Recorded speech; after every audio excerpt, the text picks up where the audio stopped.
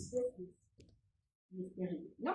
Entonces, como el modo de introducción y para tener un poquito de conciencia de lo que resulta ser las intoxicaciones, ya este gran científico indicaba que todas las sustancias que encontramos en la naturaleza de por sí pueden ser tóxicas. ¿De qué depende que sean tóxicas o no? De la dosis ingerida, ¿no? Lo mismo, ¿no? Siempre les decimos por eso a los papás, el paracetamol, aunque sea muy inofensivo, si tú no lo das a dosis adecuada, pues no resulta, y si exageras, pues obviamente es intóxico, ¿cierto?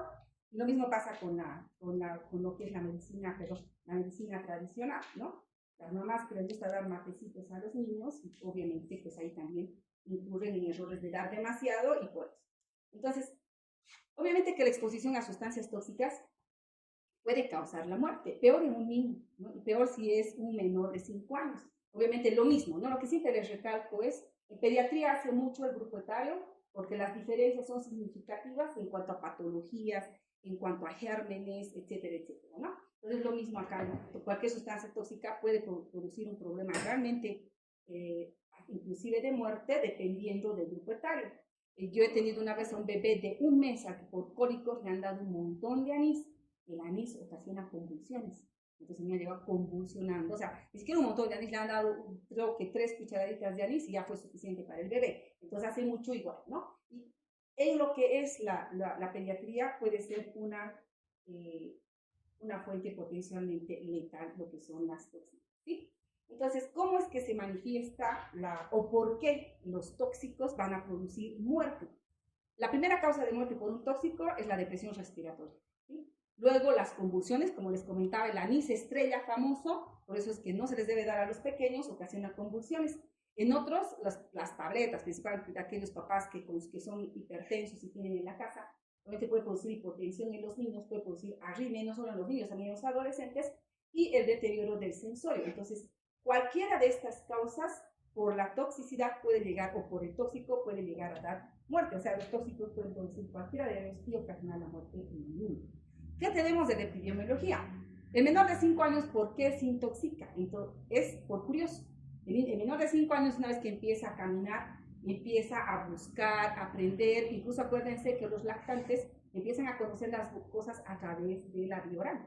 Entonces prueban todo lo que les parece llamativo, lo van a querer ingerir, lo van a querer explotar, y obviamente constituye la mayor causa de intoxicaciones, y sobre todo en los varoncitos, que son los más traviesos, ¿no? No es que sea feminista, pero suele pasar, ¿no? ¿Y estas dónde van a pasar? Obviamente en el hogar, porque es ahí donde se producen este tipo de cosas, y lo más común son los productos de limpieza. Esos papás que guardan gasolina en botellitas de Coca-Cola, de spray, el niño va y se lo toma, y obviamente vamos a ocasionar una intoxicación. Los adolescentes ya es diferente. El adolescente las más de las veces lo hace de manera intencional. Las más pueden ser por intentos de suicidio y otras por llamar la atención, pero sí ya se constituye el adolescente en un grupo etario en el cual ya lo hace de manera voluntaria y muchas veces, como les digo, de manera autolítica.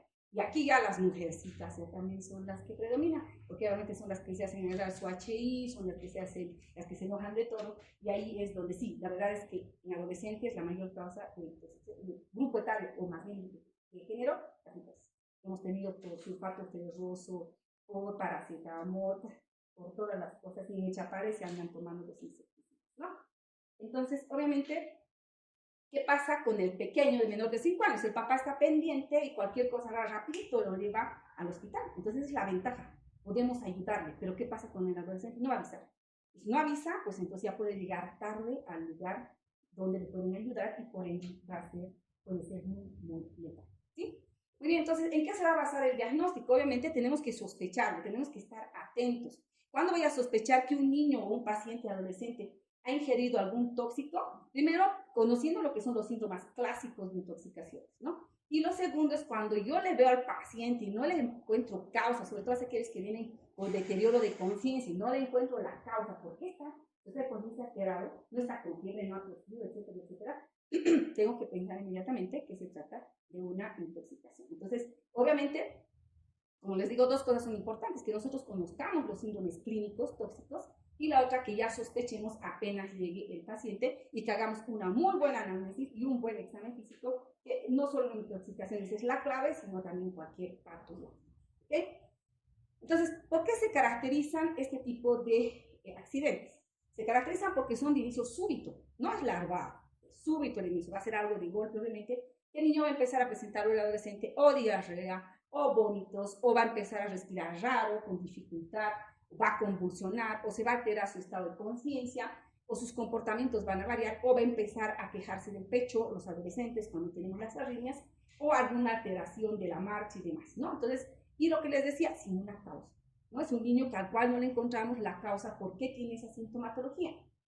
Por otro lado, que en la casa, pues ahí está el abuelito con hipertenso, no antihipertenso, el abuelito hipertenso, diabético, hay muchos casos psiquiátricos, familias que tienen familias esquizofrénicos, etcétera, etcétera. Entonces, la polifarmacia, o hay mamás que son bien tóxicas, ¿no?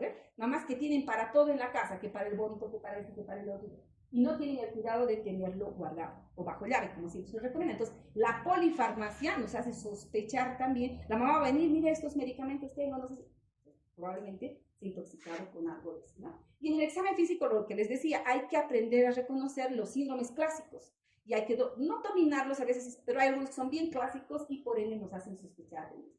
Por ejemplo, el niño que tiene un olor así medio raro, huele algo raro este niño, no es lo habitual, no es un olor habitual que nosotros conozcamos, que venga con las pupilas, el adolescente con las pupilas así bien cerradas y todo happy, ¿no es cierto?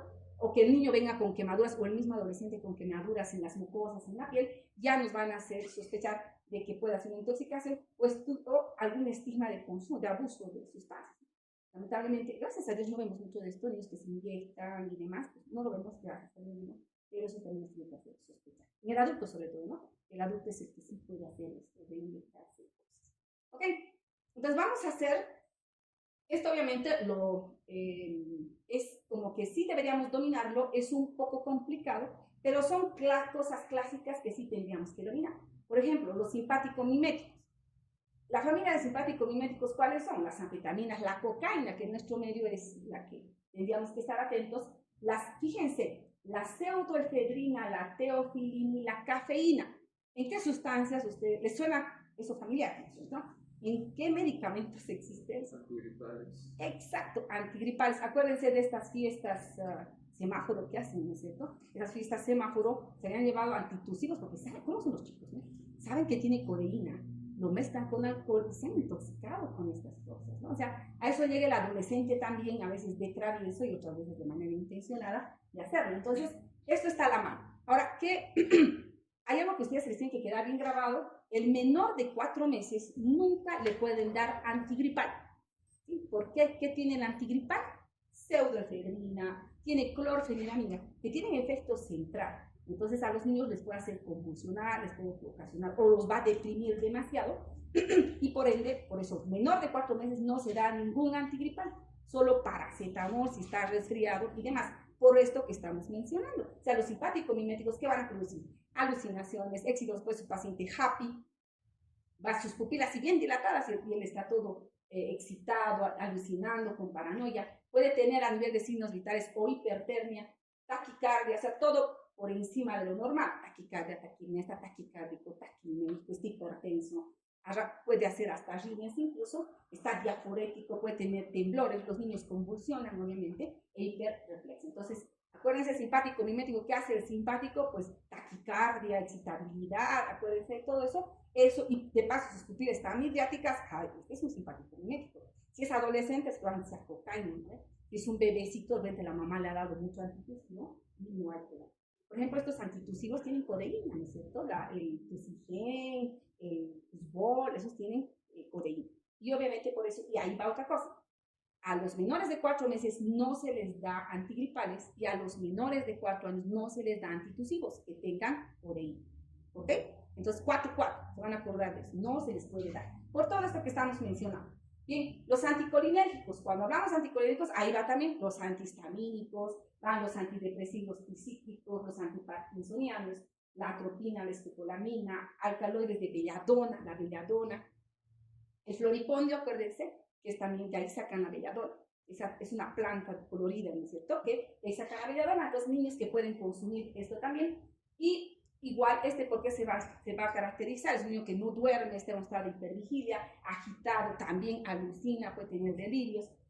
También vamos a encontrar midriasis, pero más el taquicardia y lo que es la hipertermia y demás no son tan manifestados como el simpático mimético. Lo típico de él no es que va a estar diaforético, sino más bien como la atropina que hace, seca la piel, ¿no? Seca las secreciones y obviamente se caracteriza por una piel seca, caliente, disminución de los ruidos intestinales, retención urinaria, etcétera, etcétera, mioclonías y hasta veces convulsión, ¿sí?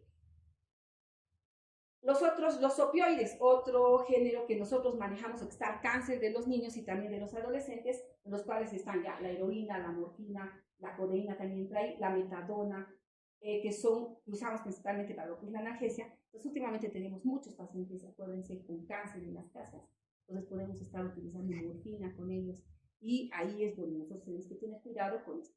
¿Qué hacen los opioides? Los opioides deprimen el sensor, ¿no? Los otros dos, excitabilidad, pero lo que es el opioide más bien deprime el sistema nervioso central, el paciente puede llegar comatoso, que van a ver en él miosis y todo lo contrario a lo de arriba, hipotensión, hipotermia, bradicardia, etcétera, etcétera, depresión respiratoria, puede haber paro respiratorio, hiporreflexia, o sea, todo lo contrario de los simpático-miméticos, ¿sí?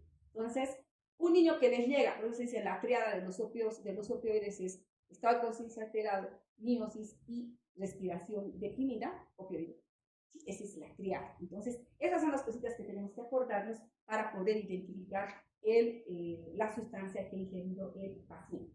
Los alucinógenos, como su nombre dice, pues ¿quiénes van a ser? Ya son medicamentos que las anfetaminas ahí estarían, que tal vez mucho aquí no las tenemos, pero sí, como les digo, si tenemos a alguien en la casa que la consuma, hay que tener cuidado. Las alucinaciones, obviamente, como su nombre dice, alucinógenos. En él vamos a tener lo que es la midriasis, igual hipertermia. Siempre, si se fijan, todos tienen algún efecto a nivel cardíaco, ¿sí? O bradicardia, o taquicardia, o arritmias, hipertensión. El nistagmus es algo clásico de los alucinógenos. El niño empieza, tú le ves los ojos y está con nistagmus, y eso nos va a hacer sospechar. Las anfetaminas serían el grupo que más conocemos de estos alucinógenos. Los colinérgicos, ahí están lo que son los insecticidas, los órganos fosforados. Por eso llamamos síndrome colinérgico. Cuando hablamos de síndrome colinérgico, aquel que puede tener el estado de conciencia alterado, está amiótico, de paso está bradicárdico, está hipotenso, está bradicárdico y salivación excesiva. Acuérdense que los órganos fosforados producen demasiada salivación por su efecto muscarínico, diaforesis, cólicos, incluso espasmo bronquial, broncorrea, tienen afectación a nivel de lo que es la parte pulmonar, y fasciculaciones. Es increíble cómo yo he visto varios pacientes con órganos fosforados y es como si ustedes les ven los músculos y se están moviendo ahí, que son las fasciculaciones. Ustedes ven en esos pacientes, obvio es un colinérgico, es un síndrome colinérgico y por ende pues está más relacionado con los órganos fosforados, los carnamatos, la nicotina. Viene el chapare, viene de Punata, zona agrícola, hay que sospechar de estas cosas, ¿sí? Porque es la población que maneja este tipo de sustancias, ¿ya? Los que estaban conmigo en la anterior rotación, justo han entrado dos niñas con intoxicación por órgano fosforado. Los antidepresivos tricíclicos, obviamente estos son precisamente gente que consume esto.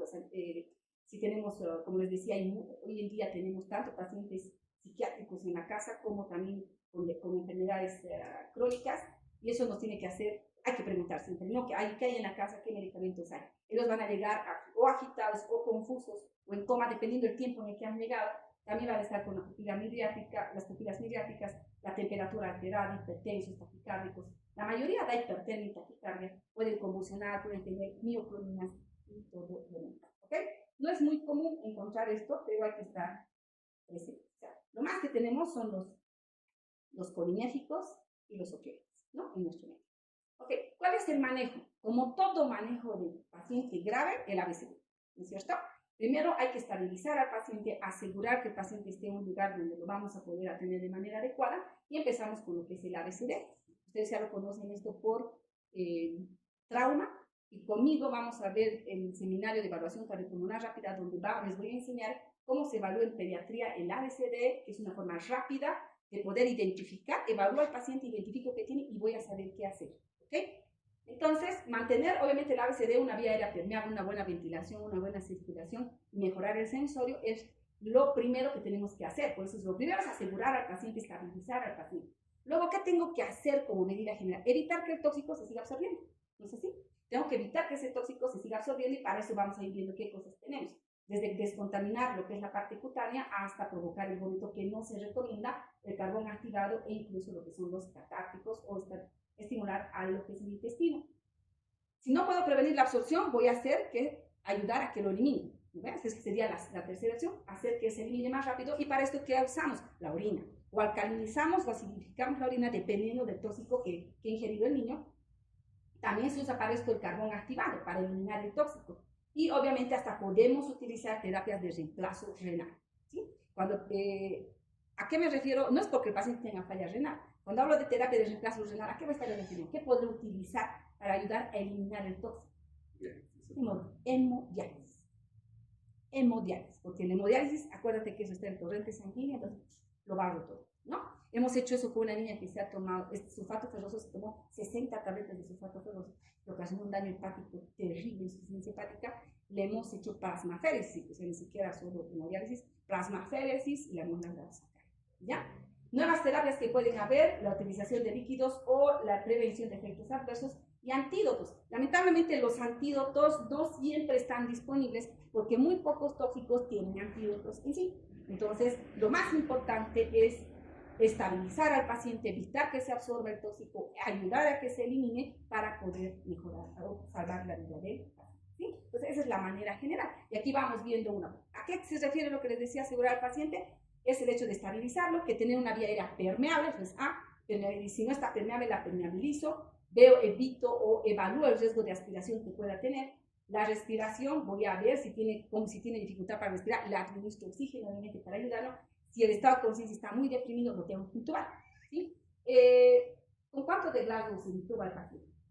Muy bien, entonces, para todo paciente, no interesa qué le pasó, ustedes lo ven, su estado de conciencia está alterado, y ven que solo les está respondiendo apenas al dolor, ese ya es un Glasgow 8, ese se intuba, porque siempre primero hay que hacer tengo que permeabilizar y asegurar esa vía aérea y asegurar la respiración y después recién me voy a hacer. Fíjense, obviamente evalúo su presión arterial, estará hipertenso, estará hipotenso, estará bradicárdico. En función a eso, acceso venoso inmediatamente y empiezo con la reposición de líquidos si fuera necesario. ¿Okay? Y lo que es la parte D, que es lo neurológico, evalúo las pupilas, el Glasgow, y en los niños hasta la glicemia para poder su estado de conciencia está comprometido nada más por eso. Las pupilas, acuérdense que nos van a ayudar a identificar qué tipo, si están midriáticas, acuérdense la cocaína, los simpático-miméticos, si están mióticos, pues es síndrome polimétrico, etcétera, etcétera, nos ayuda mucho. Ahora, si les llega anisocórico, esa será intoxicación. Si les llega un paciente con estado de conciencia alterado y con anisocoria, ¿será intoxicación? Exacto, es una ocupación de masa en el cerebro, algo está pasando por esa ocupación. Entonces, la isocoria no hay intoxicación, ninguna intoxicación va a producir eso. La intoxicación va a ser bilateral, o midriasis o miosis, ¿ok? Pues fíjense cómo en ella muchas cosas puedo sacar. ¿Cómo vamos a prevenir? Y aquí empezamos a ver cómo vamos a prevenir que el tóxico se absorba, cómo vamos a hacer que se elimine. Lo primero es sacarlo, si es un lugar donde está el tóxico ahí, lo primero es sacarlo de ese lugar, hacer que esté un aire totalmente limpio, fresco, descontaminar lo que es la piel, donde más, yo me acuerdo, esto de acá, la entrada de Oquendo era emergencia de Vietnam. Está justo que está en la esquina Oquendo y Aniceto Arce. Esa era emergencia de los viejitos que antes, ahí era emergencia de bien feito. Entonces, ahí llegaban los pacientes, ahí atrás, donde adelante estaban los consultores, y atrás habían unas, no camillas, eran unas cosas de cemento tipo caminas. Llegaban de Chapare, de estos intoxicados, porque había adultos, no niños, ¿no? Adulto, y ahí yo veía como a manguerazo limpio, los bañaban a manguerazo, porque acuérdense que los insecticidas se absorben por ti, o sea, tú los tocas y te vas a intoxicar. Entonces, por eso ellos los manguerean terrible, así, y nosotros todos asustados, los internitos. Eso es, hay que descontaminar la piel. Es otra forma de evitar que el tóxico se siga absorbiendo, ¿sí? La otra forma, que no ha demostrado cómo avanza, o sea, siempre hay que estar al día con la medicina. Ustedes que han decidido estudiar medicina saben que no pueden dejar de estudiar nunca. Toda su vida tienen que estar leyendo, todo se actualiza. Entonces, fíjense, antes todos son tan azogáricas, rapidito, pam, pam, pam, y empezar a sacar todo el tóxico si es que es posible, pero esta se ha visto que no ha demostrado mejorar el pronóstico inclusive. Más bien pueden tener algunos efectos adversos. En algunos niños, si es que lo introducen mal, pueden perforar inclusive el estómago. Inclusive el niño, acuérdense, si es lactante, que gracias a Dios muchos de ellos no tienen este tipo de accidentes, los lactantes son respiradores nasales, entonces tú le vas a poner la sonda nasogástrica, le vas a dificultar hasta la respiración. Entonces es por eso que esto como que se evalúa. El tiempo hace mucho, ¿no? ¿En qué tiempo llega? Ustedes saben que si es la primera hora, evitar que se aspire, digo, que se absorba, es la clave. Vamos a poderlo evitar. Pero si ha llegado después de 5 o 6 horas, ya se absorbió. ¿Cómo vamos a descontaminar a través de lo que es la parte gastrointestinal? Provocar el vómito, que también esto solamente, acuérdense, fíjense, si ha llegado en los primeros 30 minutos de haber ingerido el tóxico, sí le puedo dar este jarabe para provocar el vómito y hacer que se bote todo el tóxico. Pero obviamente esto solamente tiene que ser en pacientes conscientes. Obvio, si está inconsciente no le vas a dar esto, va a vomitar, se va a broncoaspirar. Nada que ver, ¿no? Paciente consciente si es que ha llegado a los primeros 30 minutos, sino ni piense, prácticamente ya no se usa esto, lo que es el jarabe de pentacuana, que es un emético, ¿no? Un emetizante. Por eso es que dicen, no existen datos suficientes para avalarlo o descartarlo. Hace mucho tiempo lo mismo que con descontaminación gástrica. Lo que se ha demostrado que sirve es el carbón activado, ¿sí? Esto, introducirlo o colocarle al paciente es clave en la intoxicación, porque lo que hace es absorber lo que es el tóxico y evita que se siga absorbiendo, y es una buena forma de evitar que el medicamento ocasione más desastre. Igual el tiempo es clave. Si ustedes les dan los primeros 30 minutos de haber ingerido, el carbón activado va a llegar a absorber como un 69%. Pero si es más tiempo, igual la posibilidad de que absorba ya es mucho menor. Entonces, lo mismo, el tiempo es la clave en lo que ha llegado. Estas son las dosis que se utilizan de carbón activado. En los niños, de 0,5 a 1 gramo por kilo, la mayoría usamos así como 1 gramo por kilo, y es lo que se les den a adolescentes y adultos, hasta 100 gramos les colocamos para evitar que se absorba esto. ¿Cuándo va a estar contraindicado? Lo mismo, toda vía aérea, paciente inconsciente que no maneje bien la vía aérea, no se le puede colocar esto. Tracto gastrointestinal, que no esté indemne, o sea, que tengan trauma abdominal, por decirles, ¿por qué? Por el riesgo de colocar la sonda nasogástrica y producir perforación también, ¿no? Y sustancias que van a enlentecer el sistema intestinal. O sea, si el paciente ha consumido antidepresivos tricíclicos o bloqueantes de calcio, si ustedes le conozcan esto, está contraindicado. O sea, no pueden colocarle carbón activador a esto. ¿Okay? Muy bien, el lavado gástrico, lo que les decía, no existe evidencia de su mejora, que mejore el pronóstico del paciente en cuanto a los efectos adversos. Está indicado en todas esas sustancias potencialmente fatales, principalmente los antidepresivos tricíclicos. Lo que les decía, la complicación en los niños podemos ocasionar hipoxia, podemos ocasionar perforación gástrica y por ende podemos llegar a ocasionar, imagínense, perforación gástrica o si lo hacemos de esófago, empiemas pulmonares y demás, las complicaciones, si lo hace alguien que no sabe, van a ser mayores. O sea, el beneficio va a ser mucho menor si es que queremos lograr algo. Muy bien, en cuanto a antídotos, primero siempre hemos dicho los principios básicos, el ABCD, después busco el antídoto, si es que lo que he introducido tiene un antídoto. Les repito, son pocas las sustancias que tienen antídoto.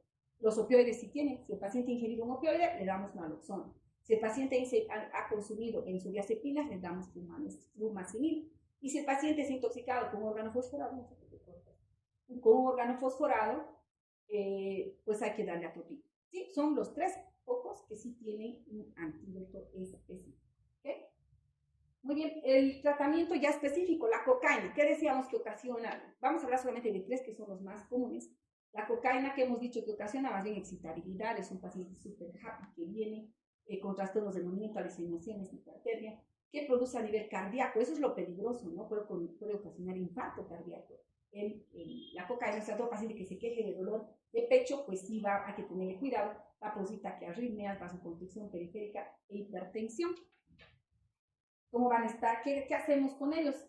Principalmente apoyar la vía aérea, lo mismo que hemos dicho, hay que monitorizar el electrocardiograma porque produce arritmias, la presión arterial, hay que tranquilizar al paciente. ¿Cómo lo vamos a tranquilizar? Utilizando benzodiazepinas. Y si tenemos síndrome coronario agudo, que es muy raro en los niños, pero tendría que ser en el adolescente, sí, en los adultos más común, primero oxígeno para vasodilatar y luego nitroglicerina para tratar la vasoconstricción que produce la cocaína a nivel cardíaco, a nivel coronario. Administrar aspirina y heparina porque producen también trombosis, y no administrar beta bloqueadores porque obviamente vamos a tener peor efecto. ¿Sí? Gracias a Dios no tenemos mucho con esto. Los antidepresivos tricíclicos son mortales. ¿Sí? Entonces es por eso que les hacemos un poquito de recuerdo de esto. La mitriptilina y mitriptilina, acuérdense, hoy en día tenemos en la casa muchos con depresiones, entonces estos medicamentos están en las casas. Y la clave para acordarse de esto son las 3 Cs y la A. ¿Sí? Siempre en medicina, no sé si a ustedes les ha pasado, en anatomía siempre hemos hecho mnemotécnicos para aprender las ramas de las arterias, de los músculos, etc. Siempre con mnemotécnicos, es la forma de aprender, de memorizar las cosas. Entonces acá, por ejemplo, lo que les decía, ¿no? Las 3 es, y la A, paciente que les llega en coma, convulsión, ya, problemas cardíacos y de paso acidosis, ya estamos hablando de que lo más probable, o sea, acidosis metabólica, lo más probable es que sea un antidepresivo físico, ¿no? Produce mucho compromiso neurológico, alteraciones cardíacas, por lo cual puede producir la muerte, edema agudo de pulmón, inclusive hipoxemia y muerte. Si se fijan, esta intoxicación es francamente letal. ¿Qué hay que hacer? Lo mismo, siempre ABCD, apoyo la vía aérea, doy oxígeno al 100%, monitorizo la parte cardíaca para detectar las arritmias. Si hay una arritmia, la tengo que tratar. Obviamente, acceso vascular ya va incluido, por lo que C. Hago vía aérea, B, canalizo vía, empiezo a monitorizar. Lo mismo, si lo veo chocado, es tipo tenso, tengo que pasar líquidos, como en cualquier tipo de shock. Produce gran acidosis metabólica, tengo que estar ya introduciendo bicarbonato de manera temprana para evitar que se produzcan sobre todo las arritmias. Si es tipo tenso, líquido, líquido, líquido. Y si no mejoro con los líquidos, hasta vasopresor tengo que usar muchas veces norepinefrina o adrenalina para lograr mejorar esa presión arterial. Es francamente letal el antidepresivo específico, entonces hay que estar atentos. ¿Ya? Las 3 Cs y la A, tienen que acordarse a través de eso. Los opioides, que igual, en niños, acuérdense, les decía, tenemos la codeína en los antitusivos, entonces hay que tener mucho cuidado con las mamás que les gusta dar antitusivos o automedicar a los niños, y ahí está la triada, ¿no? Todo niño que viene con estado de conciencia alterado, de paso está con la respiración está alterada, también está muy pobre, muy baja, y las pupilas están puntiformes, esa es la triada de un opioide. Entonces, este se ha consumido opioide. ¿Qué tengo que hacer? Lo mismo, ¿no? Vamos a, fíjense, depresión del sensorio, hipotensión, bradicardia, y a nivel gastrointestinal, pues produce lo que es la eliminación lenta de todas las cosas. Entonces, aquí, por ejemplo, no hay que usar carbón activado, ¿no? Tratamiento, lo mismo, apoyar la vía aérea, que es lo más importante, porque después hace paro respiratorio, les provoca depresión respiratoria, acuérdense, el opioide. Entonces, desde a veces presión positiva, intubarlo directamente, hasta solamente un oxígeno alto flujo. Y este sí tiene antídoto, entonces le coloco naloxona, la dosis a 0,01 miligramos por kilo y máximo 0,4, y esto obviamente va a neutralizar el efecto, el paciente va a despertar y va a mejorar automáticamente, ¿no? Y si está chocado, acceso vascular y reanimación. ¿Sí? A ver, vamos a ver si hemos aprendido un poquito. Este niño de 4 años solamente estudia el sistema de emergencia, está inconsciente para empezar, con pobre esfuerzo respiratorio, la madre lo encontró caído en el suelo haciendo pobre esfuerzo al respirar, o sea, fue una respiración muy mala realmente. El niño ya estaba con la mamá minutos antes, jugando con ella, comiendo bien, sin ningún problema, antes de que aparezca esa inconsciencia y esa dificultad para respirar. Ustedes cuando lo ven, el paciente está 64 para un niño de 4 años, ¿qué les parece esa frecuencia cardíaca? Ya debíamos rotar algunos pediatría, pensar que los niños manejan frecuencias cardíacas más altas que el adulto. Cuanto más chiquito, más. Un niño de 1 año puede manejar hasta 130 de cardíaca y es normal. Pero a medida que van creciendo, el adolescente es el único que ya tiene frecuencias cardíacas, obviamente como el adulto. Pero este niño de 4 años, 64, será una frecuencia cardíaca aceptable para él. Entonces ya tiene taquicardia. ¿Estamos de acuerdo? ¿Sí? Entonces esas cositas. Luego, sus pupilas, ¿cómo están? Mióticas y hacia apneas. ¿Qué es la apnea? ¿Me la puedes definir?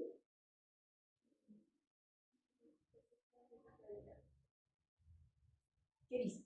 Acuérdense, yo no sé si ustedes han aprendido en el colegio, pero en el colegio aprendemos de dónde vienen las palabras. No sé, tienen origen latín, tienen origen griego. ¿Y a qué quiere decir? Sí, sí, exacto. Nea, respiración. Entonces, cese de la respiración. ¿Ya?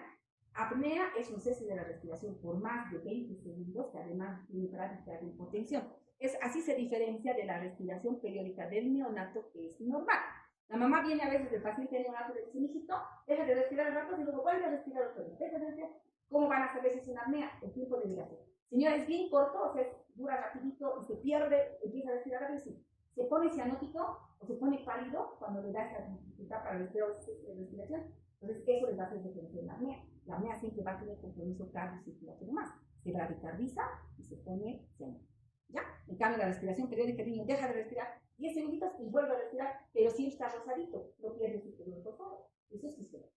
Pero la apnea siempre es patológica. ¿Ok? Entonces, inconsciente, con problemas para respirar, sus pupilas están mióticas. ¿Y qué es? ¿De qué se trata? Tiene depresión de la conciencia, tiene dificultad para respirar y tiene pupilas mióticas, triada de opioides. ¿Sí? Entonces, Entonces, fíjense, entonces es nomás dominar las triadas para que nosotros podamos identificar. ¿Qué le vamos a hacer? ¿Sí? Primero, ABC. Oxígeno, permeabilizo la vía y estoy canalizando una vía ya. Y le coloco la naloxona y empiezo a monitorizarlo, ¿no? ABC. A, permeabilizar vía aérea. B, aseguro la respiración. Canalizo vía en C, empiezo el monitoreo. Y el antídoto, inmediatamente, que es la naloxona. ¿Sí? Lo tenemos que intubar en este caso, porque imagínense, está haciendo apnea. Pues no intubo, le canalizo vía y pongo la naloxona y listo, me salva de la. ¿Ok? ¿Listo? Listo, chicos. Eso sería todo. ¿Ya? ¿Dudas, preguntas? ¿Cuál sería el carbón activado es ampliamente usado, pero ¿qué tanto realmente es eficaz en el momento de lo que son intoxicaciones orales? Porque no creo que funcione realmente con todos los medicamentos o con todos los agentes. Solamente cuando tienes, como te dije ahí, el carbón activado solo está contraindicado cuando ha consumido medicamentos que enlentecen el tubo digestivo. Se va a retener ahí y no va todo lo contrario. El carbón activado ha demostrado más bien ser de todos el más, que sí realmente ayuda, pero cualquier método está en función al tiempo. Si él ha pasado menos de una hora entre que ha llegado, has visto la biodisponibilidad del carbón es mucho mejor, pero si ha pasado más de 2 horas ya no le va a servir. Entonces está en función al tiempo. Si lo usamos de manera temprana, pero también hace mucho cómo llegue, a qué rato llegue el paciente, sirve, pero después ya no sirve.